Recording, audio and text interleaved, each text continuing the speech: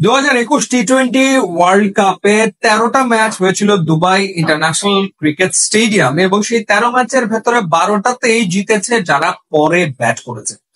এবং 2021-এ আইপিএলও হয়েছিল এই স্টেডিয়ামে এবং সেখানে 13টা আইপিএল ম্যাচের ভেতরে 9টাতে জিতেছিল যারা পরে ব্যাট করেছিল।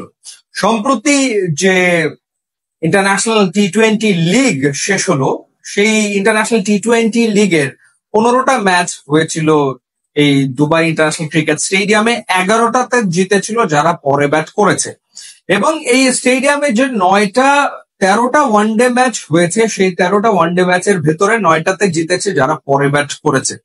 তো এই পরিসংখ্যান গুলো যখন আপনি জানবেন, আপনার টিম ম্যানেজমেন্ট যখন জানবে, কোচরা জানবে এবং টিম অ্যানালিস্ট জানবে, তখন আসলে টিম কি সিদ্ধান্ত নেবে। টসে জিতলে সেই টিম ব্যাট করবে না ফিল্ডিং করার সিদ্ধান্ত নেবে। পরিসংখ্যান বলছে যে পরে ব্যাট করলে জেতার সম্ভাবনা অনেক অনেক অনেক বেশি।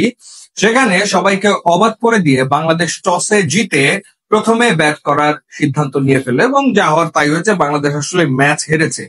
তো প্রশ্ন ওঠে যে সেই ক্ষেত্রে টিম ম্যানেজমেন্ট এবং টিম অ্যানালিস্ট তারা আসলে কি তথ্য দলকে সরবরাহ করে এবং কিসের উপর ভিত্তি করে, কোন তথ্যের উপর ভিত্তি করে বাংলাদেশ আসলে প্রথমে ব্যাট করার এই সিদ্ধান্তটা নিয়েছিল। এটা গেল এক ভুল সিদ্ধান্ত ছিল, সেই ব্যাপারে কোনো সন্দেহ নাই। কারণ এই যে পরিসংখ্যান, ট্র্যাক রেকর্ড, সেটা এটাই ইঙ্গিত করে যে চেস করলে জেতার সম্ভাবনা এখানে মোর দ্যান 80%। এটা গেল এক। দ্বিতীয়ত হচ্ছে প্লেইং 11-এর ক্ষেত্রে নাহিদ রানাকে রাখা হয়নি, সেই জায়গাতে তানজিম সাকিবকে খেলানো হলো। নাহিদ রানাকে আসলে বাংলাদেশ খেলাবে কোথায়? নাহিদ রানাকে কি বাংলাদেশ ফাইনালে খেলা হবে? মানে ডেফিনেটলি গতি দিয়েই তো আপনি ঘায়েল করার চেষ্টা করবেন প্রতিপক্ষকে, এবং নাহিদ রানার পেস সেটা একটা এক্স ফ্যাক্টর হতে পারে। সেই জায়গায় তানজিম সাকিবকে খেলানোর একটাই কারণ ছিল, সেটা হচ্ছে ব্যাটিং ধস হবে এই ভাবনা। হয়েছেও ঠিক তাই। এবং যেহেতু প্র্যাকটিস ম্যাচে তানজিম সাকিব 30 রানের একটা ইনিংস খেলেছিল, সেই কারণে ব্যাটিং অর্ডারের যে লেজ সেটাকে লম্বা করতে গিয়ে নাহিদ রানাকে আসলে বাইরে রাখা হয়েছে। এবং আপনি পার্থক্য যদি দেখেন, ইন্ডিয়ান ফাস্ট বোলাররা কি করেছে, মোহাম্মদ সামি 10 ওভারে 53 রান দিয়ে 5 উইকেট নিয়েছে।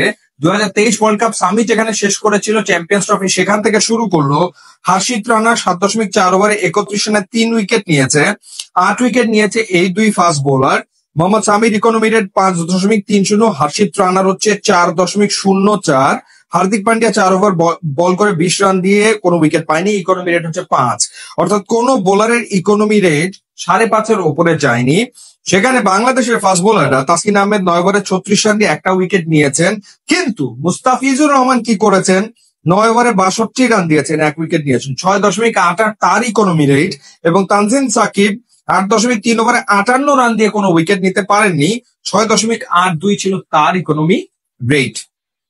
পাওয়ার প্লেতেই আসলে ইন্ডিয়া রান তুলে ফেলেছিল 69, 1 উইকেট হারিয়ে। নতুন বলে বাংলাদেশের ফাস্ট বোলাররা সেই এফেক্টিভনেস দেখাতে ব্যর্থ হয়েছে এবং সেই জায়গাতে তানজিম সাকিবকে যেহেতু খেলানোই হয়েছে, তাকে নতুন বল কেন দেওয়া হলো না, কেন মুস্তাফিজকে দেওয়া হলো, সেটা একটা প্রশ্ন। কারণ মুস্তাফিজের বলের গতি তো আসলে 140+ হচ্ছে না।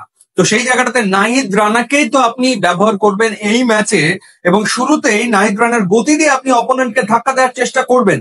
সেখানে বিশাল এক বিস্ময় উপহার দিয়ে প্লেইং 11-এ নাহিদ রানাকে রাখা আসলে হয়নি। আমার মনে হয় যে ক্যাপ্টেন শান্ত বলেছিল যে বাংলাদেশ দল চ্যাম্পিয়ন হতে চায় বা চ্যাম্পিয়ন হওয়ার লক্ষ্য, সেই কারণে ফাইনালের জন্য নাহিদ রানাকে রেখে দেওয়া হয়েছে টিম ম্যানেজমেন্টের পক্ষ থেকে, সেটাই তো মনে হচ্ছে। চ্যাম্পিয়ন্স ট্রফি চলছে, আপনারা কিন্তু খেলাগুলো লাইভ দেখতে পারবেন বাংলা এবং ইংরেজি কমেন্ট্রিতে।